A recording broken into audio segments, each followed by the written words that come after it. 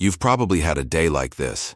You wake up promising yourself you'll eat clean, grab a quick coffee on the way to work because you're in a rush, add a little syrup because you earned it, and pocket a healthy granola bar to hold you over till lunch. By noon, you're starving, so you order something that sounds light. A salad with crunchy toppings and a creamy dressing, then reward yourself with a fresh juice because it's fruit, right? You make it through the afternoon, say yes to a couple of bites from a colleague's birthday cake because it's rude to say no, and later at home, you pick at dinner, then clean up the leftovers. When you finally sit down, you're still peckish, so you pour a glass of something to relax and grab a handful of nuts because they're good fats. At the end of the day, you feel like you tried, you really did, and yet the scale seems to have its own plans. If that day sounded familiar, you're not alone, and there's nothing wrong with you. The truth is, our world is set up in a way that quietly nudges most of us to eat more than our bodies actually need, and almost nobody talks about the real reasons why.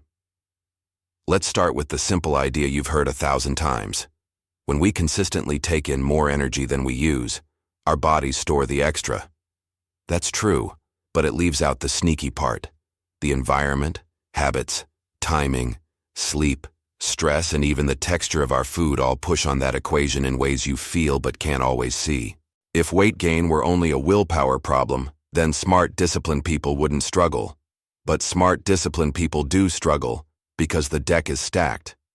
Food companies design products to be can't stop delicious. Restaurants train us to think bigger portions mean better value. Work and screens steal our sleep and keep us sitting. Diet culture tells us it's all or nothing, so we swing between being perfect and then what's the point? And the loudest advice is often the least helpful. Blame a single nutrient, cut out entire food groups, or chase a miracle cleanse that drains your wallet more than your waistline. One of the biggest drivers hiding in plain sight is something scientists call hyperpalatability. It's not just taste, it's the engineered mix of sugar, fat, salt, flavorings, and melt-in-the-mouth textures that make your brain light up. You know the feeling. The bag was supposed to last the week, but somehow it's empty. These foods don't break your brain, they simply lower the volume on your fullness signals and raise the volume on more, please. Add to that the issue of calorie density, how many calories fit into a small space, and you can eat a surprising amount of energy before your stomach even notices. A buttery croissant vanishes in a few bites and carries more energy than a whole bowl of oats with berries and yogurt that would have kept you full twice as long. The result isn't gluttony, it's design. Then there are liquid calories, the quiet saboteurs. Beverages slide past fullness like a polite guest slipping out early. Sweetened coffees, energy drinks, juices that sound wholesome, and alcohol all deliver energy with very little staying power. A large smoothie can hold more fruit and added sugars than you'd ever chew in one sitting. A couple of pours at night lowers your guard around snacks and nudges you toward the pantry. None of this means you have to ban these things forever, but it does mean you'll want to count them as food, not background noise. Another trap most people never see coming is the health halo. Packaging can make anything look virtuous. Natural, organic, protein, low fat, keto, vegan. All of those can be part of a great diet, but they can also be badges pinned onto very energy-dense products. A granola bar can carry the calories of a small meal. A light salad can be heavier than a burger once you add candied nuts, extra cheese, crunchy toppings, and a generous pour of creamy dressing. The fix isn't paranoia. It's learning to scan the label for serving size and total energy, and remembering that a snack serving is often wishful thinking in real life. Now for a secret that doesn't get enough airtime. Protein and fiber are your quiet bodyguards.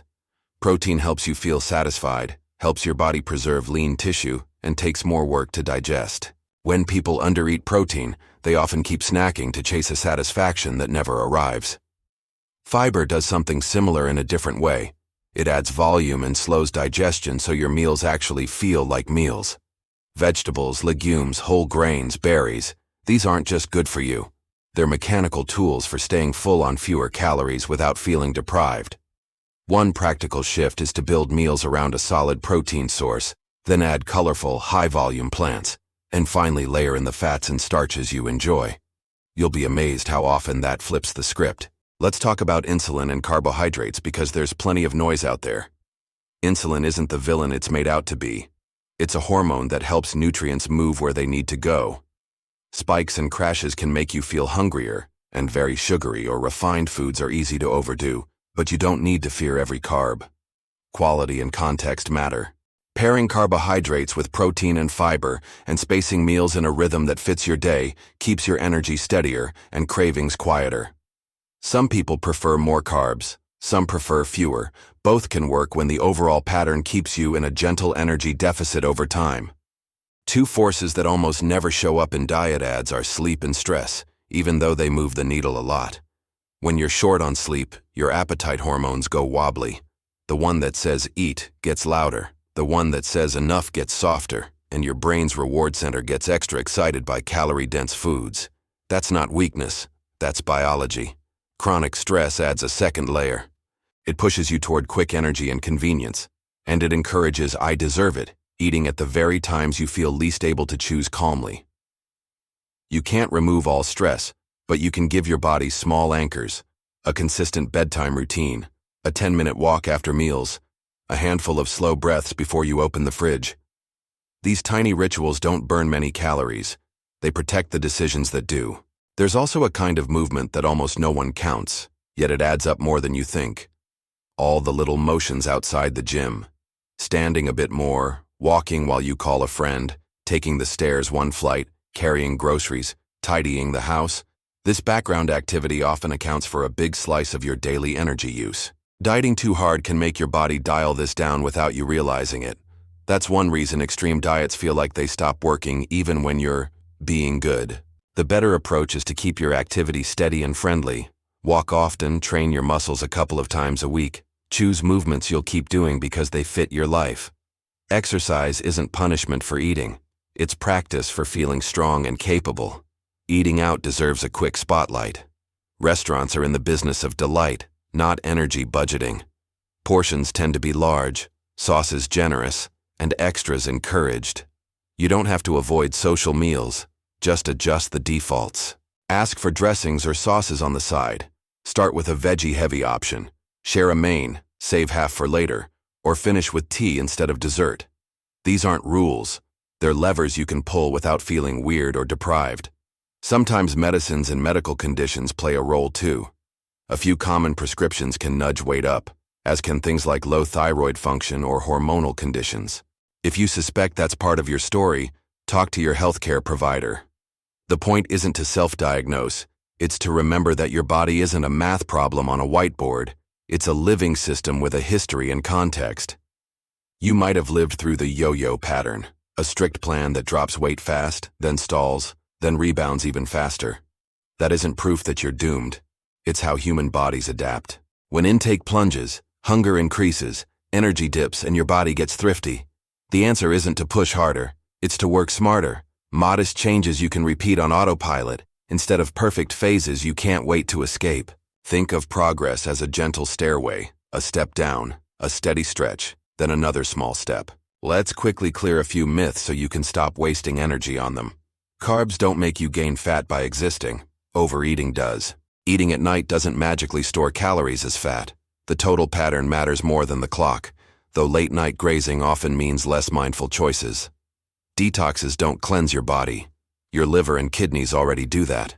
There is no single perfect diet for everyone. The best pattern is the one you can live with that quietly keeps you in balance. So what actually makes you gain weight? It's the steady drip of small, easy choices in an environment that pushes you toward more energy than you need. Foods engineered to be hard to stop eating. Drinks that don't fill you up. Health-washed snacks that eat your calorie budget. Meals light on protein and fiber. Short sleep, steady stress. Long hours sitting. Restaurant portions designed for delight. And on top of all that, the shame cycle that tells you it's your fault for not being perfect. That shame is heavy and it's unnecessary. You're not failing. The system is noisy. Your job is not to fight it with willpower. It's to redesign the parts of your day you control, so the quiet choice becomes the easy choice. Here's a friendly framework you can start using right away. Aim to include a meaningful source of protein in each main meal to anchor your appetite. Add colorful plants for fiber and volume so the plate looks generous. Drink water or unsweetened beverages first. and treat sweet drinks like desserts, enjoyed mindfully, not by default. Keep most of your food simple and recognizable, and save the ultra-processed treats you love for times you can savor them. Walk a little more than you do now, even if it's just 5 to 10 minutes after meals, and pick 2 days a week to strengthen your muscles with whatever you enjoy. Body weight, bands, simple dumbbells. Set a bedtime you actually like, and protect it like an appointment. And instead of trying to fix everything, pick one tiny leak to plug each week, switch your lunchtime drink, measure your usual pour of dressing once just to see it, move the candy bowl out of sight, or pre-cut vegetables so healthy is the fastest option in the house. If you like concrete examples, here's a simple day many people find doable. Breakfast could be something like thick yogurt or eggs with fruit, and a slice of whole grain toast. If you're a coffee person, take a moment to look at the add-ins and make small swaps. Less syrup, more milk, or try it unsweet for a week and see how you feel. For lunch, build a big, colorful bowl, a lean protein you enjoy, a hearty base of greens or grains, crunchy vegetables, a handful of beans or chickpeas, and a dressing you actually like served on the side so you can add just enough. Keep an afternoon snack that earns its place. A piece of fruit and a few nuts measured once so you know what a few looks like, or cottage cheese, or a protein shake if you're on the go. Dinner can be your favorite cuisine, made a notch lighter on the oil and bigger on the vegetables. Eat at a pace that lets your brain catch up to your stomach. After dinner, make tea your closing ceremony and brush your teeth. Those 2 tiny rituals can end a lot of idle snacking without a fight. Tracking can help, but it doesn't have to become a second job. Some people love logging everything, others do better with simple check-ins. You might weigh yourself a few mornings a week and look at the average, take a waist measurement every other Sunday, or pay attention to how your clothes fit and your energy feels. Expect normal ups and downs. Water, salt, hormones, and stress can move the scale more than a single meal ever will. Judge your trend by weeks, not hours. And if you drift, you don't need a grand reset. Just return to the little habits that were working. All along this journey, be kind to yourself. The voice that says you blew it is not helpful, and it's not true. Progress isn't a straight line. It's a conversation with your life. Some weeks you'll be busy, some weeks you'll be tired, some weeks you'll crush it. The goal isn't to be perfect, it's to keep showing up in small ways that compound. When you focus on the few levers that matter most, protein, fiber, liquid calories, sleep, stress, and a bit more daily movement, you'll feel like the effort you put in finally matches the results you see. If all of this feels like a lot, zoom back out and choose just one thing to try this week. Maybe it's switching one sugary drink for water or sparkling water. Maybe it's adding a palm-sized portion of protein to lunch. Maybe it's a 10-minute walk after dinner, the phone left at home. Maybe it's going to bed 30 minutes earlier. Pick one, do it gently but consistently, and notice what changes. Then, when it feels normal, layer in the next thing. Brick by brick, you're not only changing your weight, you're changing the world around you so it supports who you want to be. By now you can see why people rarely talk about the real reasons we gain weight. Because they're not flashy, they're not a villain to cancel or a cleanse to buy. They're ordinary, human, and fixable, and they belong to you. If this helped you see your day with new eyes, tell me which quiet change you'll make first, and if you want more simple, science-friendly guidance like this, hit subscribe so we can keep building your plan together.